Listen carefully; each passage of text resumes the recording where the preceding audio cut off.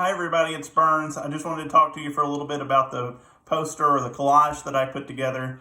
And I want to say a special thanks to my wife who's actually doing the filming. She's been getting some practice trying to broadcast church services at St. Paul's since not everybody can gather for church services right now.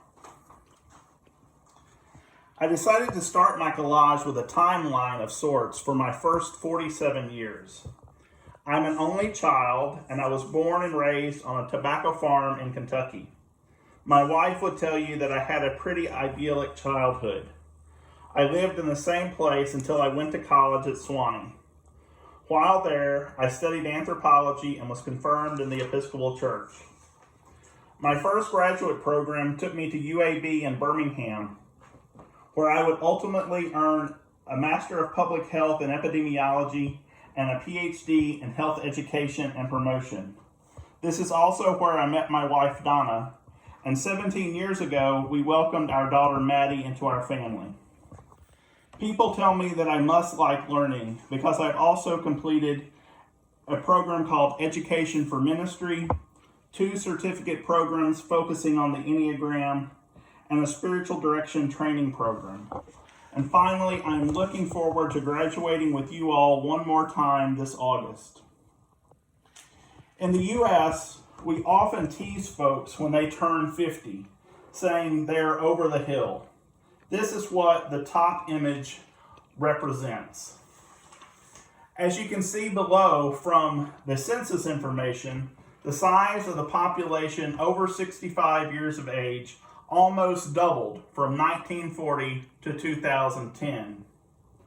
Again, in popular culture, we often joke about the effects of aging on our physical bodies, and that is what these 2 cartoons illustrate.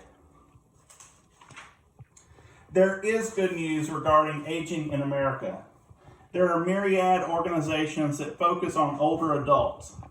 Many of the logos from these organizations are pictured here. And since we have spoken about some people being invisible as they age, I want to specifically point out an organization called SAGE. This organization offers advocacy and services for LGBT elders and uses the tagline, "We refuse to be invisible."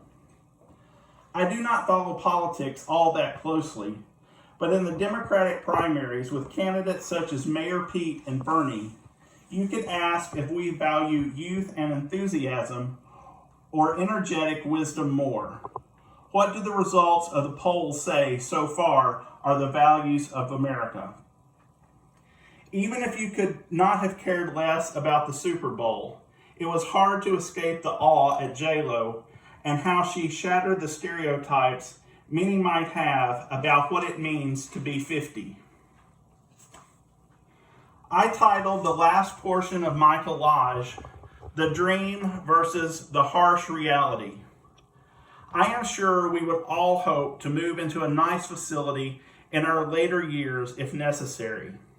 The pictures here are a bit of what we might have seen in our tour of Belmont Village.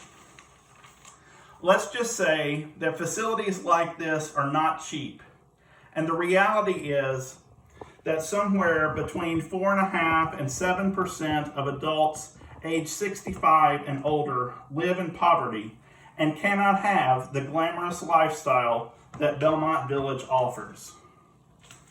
As I am closer to 50 than I am 40, this project has made me question how I am aging and what I want out of the remaining stages of my life.